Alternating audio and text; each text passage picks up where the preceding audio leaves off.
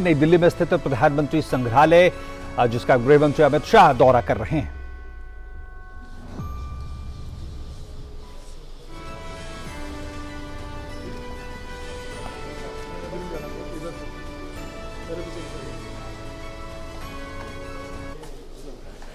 तो आप सीधी तस्वीरें देख रहे हैं तीन मूर्ति भवन, जहां पे जिस परिसर में प्रधानमंत्री संग्रहालय पिछले दिनों इसकी शुरुआत की गई और एक बड़ा भव्य और बेहद अनोखा ये संग्रहालय है, जहां प्रधानमंत्री जो पहले प्रधानमंत्री से लेके मौजूदा प्रधानमंत्री तक और उनकी देश के अलग अलग परिस्थितियों में अलग अलग मुद्दों पर क्या विकास यात्रा में उनकी अहम भूमिका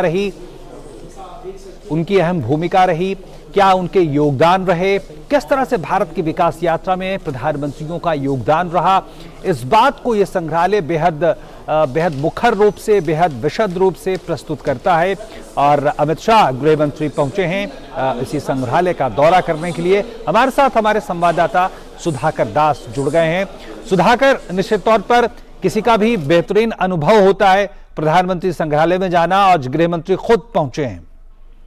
देखिए ओम प्रकाश, बहुत महत्वपूर्ण है और आपको याद होगा कि अभी बीते 14 अप्रैल को ही प्रधानमंत्री नरेंद्र मोदी ने इस संग्रहालय का उद्घाटन किया था। उसके बाद से लगातार दिल्ली आने वाला कोई सैलानी हो, कोई इतिहास में जिसकी रुचि हो, जो एक तरह से राजनीतिक इतिहास जानना चाहता हो, तो तमाम लोग बड़ी संख्या में यहाँ पहुंच रहे हैं। और जाहिर तौर पर आज गृह मंत्री अमित शाह यहाँ पहुंचे हैं और एक तरह से भारत का जो एक जीवंत लोकतंत्र है, सदियों से लोकतंत्र जो जीवंत रहा है और खासतौर से देश इस वर्ष आजादी का अमृत काल भी मना रहा है। तो हम जानते हैं इस आजादी के अमृत काल के मौके पर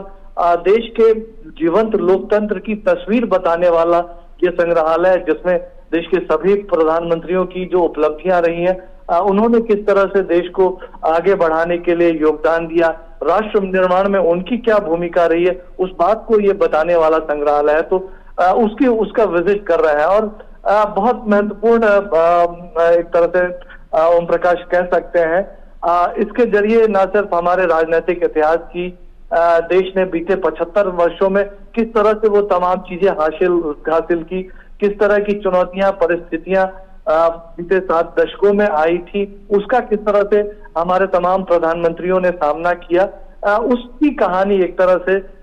ये बयां करती है। और प्रधानमंत्री मोदी के शब्दों में कहे तो ये भारत के प्रत्येक प्रधानमंत्री को श्रद्धांजलि है। और आपको याद होगा कि इसकी चर्चा वो लगातार करते रहे हैं, चाहे लाल किले के प्राचीर से इसके बात को रखने की बात हो, या फिर जब उन्होंने 14 अप्रैल को प्रधानमंत्री संग्रहालय का उद्घाटन किया था तो उन्होंने कहा था कि इस देश को बनाने में, आगे बढ़ाने में देश के हर प्रधानमंत्री का योगदान है और उन्हीं योगदानों को इस संग्रहालय में दिखाया गया। खासतौर से बहुत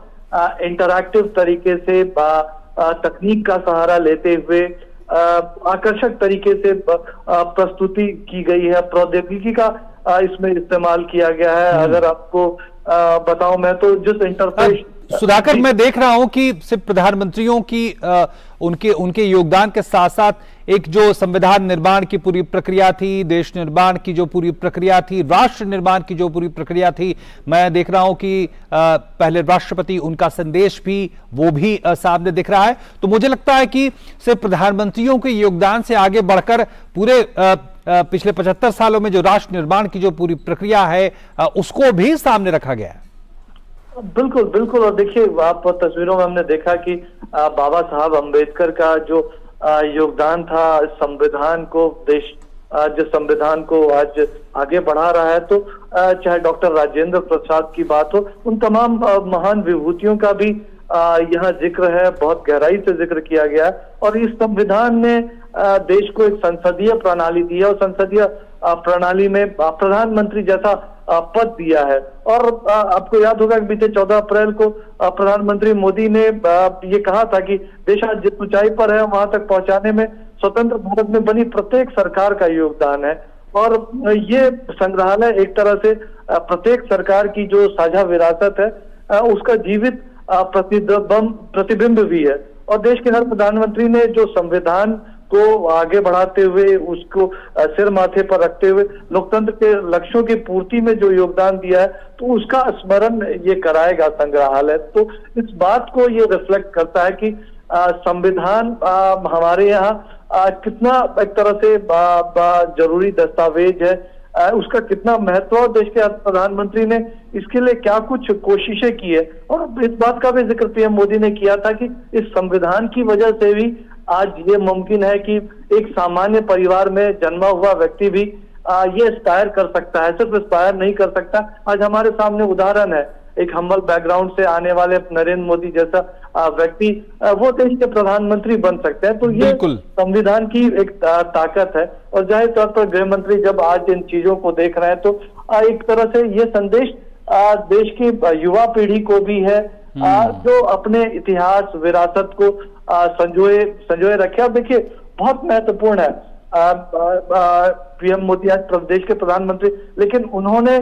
जो बीते 15 प्रधानमंत्री रहे उनकी जो राजनीतिक यात्रा रही, उन्होंने जो योगदान दिया वो हर व्यक्ति तक पहुंचे। हम जानते हैं कि एक या दो प्रधानमंत्रियों के बारे में तमाम चीजें थी, आपको याद होगा। सुधाकर, मैं आपको रोकूंगा, जो तस्वीरें हम तक पहुंच रही हैं, मैं जो समझ पा रहा हूं कि जो कॉन्स्टिट्यूएंट असेंबली थी, किस प्रोविंस से, किस इलाके से कितने सदस्य थे, इसकी भी जानकारी है। तो मुझे लगता है कि जो इतिहास में रुचि रखते हैं और खासकर संविधान निर्माण की पूरी प्रक्रिया में, और खासकर युवाओं के लिए ये बेहद ही अनोखा स्थल है और इसे इस रूप में भी प्रचारित करना शायद जरूरी है।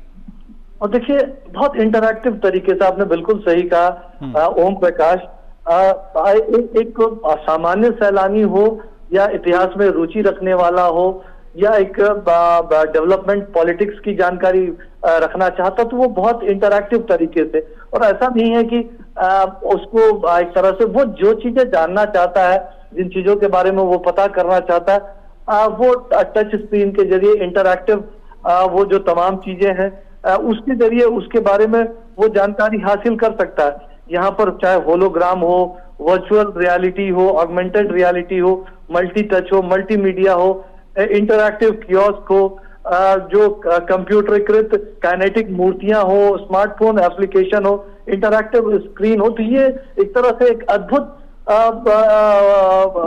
जो एक्सपीरियंस यहाँ जो जाने वाला व्यक्ति है उसको कराएगी। आप टाइम मशीन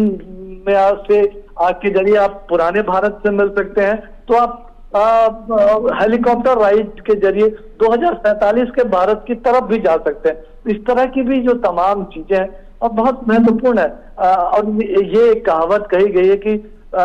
जो अपने पुरखों की विरासत को याद नहीं रखता, वो एक तरह से बहुत जल्दी वो चीजें ढह जाती है। तो ये अपने पुरखों की, उन पुरखों की जिन्होंने राष्ट्र निर्माण में योगदान दिया,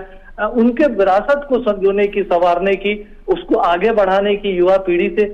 उनका परिचय कराने की कोशिश है। जो जाहिर तौर पर ये तमाम दुर्लभ तस्वीरें हैं और इस संग्रहालय के निर्माण के जरिए ये दशकों तक, वर्षों तक हम तमाम लोगों के बीच रहेगी और खासतौर से आने वाले लोगों को प्रेरित करती रहेगी। ओम प्रकाश, बिल्कुल।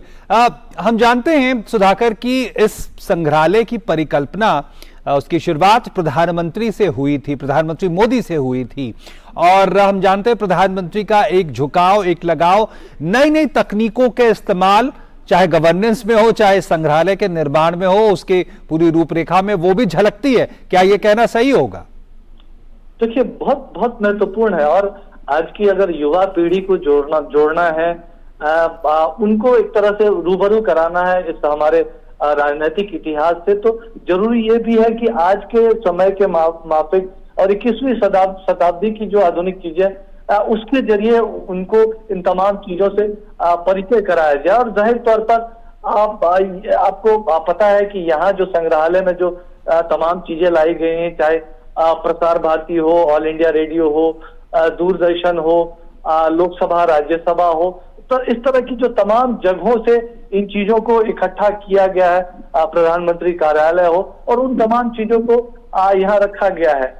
मौलिक अधिकार के की जानकारी देने वाला, हमारे संवैधानिक कर्तव्यों की जानकारी देने वाला, वो तमाम चीजें। और हो सकता है कई बार व्यक्ति को, किसी को इस तरह से बहुत मोटी किताब पढ़ने में, जानकारी लेने में बहुत ज्यादा रुचि ना आती हो, लेकिन उनके लिए ये काम आसान बनाएगा। जिस इंटरैक्टिव तरीके से यहाँ तमाम चीजों की जानकारी दी गई है, वीडियो वॉल के जरिए, मल्टी टच स्क्रीन के जरिए, और अब जो एक तरह से क्यूरियोसिटी होती है, अलग अलग तरह की क्यूरियोसिटी होती है, उन क्यूरियोसिटी को, वो जिज्ञासा को, उसकी पूर्ति ये संग्रहालय करेगा। ओम प्रकाश, मैं आपको ये भी बता दूं कि यहाँ पहले सिर्फ एक प्रधानमंत्री नेहरू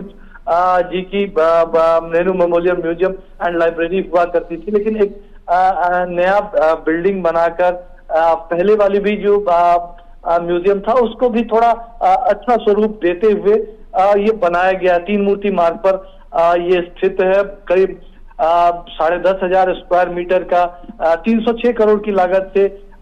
ये संग्रहालय बनाया गया है, और इसमें तमाम चीजें जो प्रेरित करने वाली है, चाहे हवा में तैरता हुआ शोक स्तंभ हो, या फिर जो धर्म चक्र है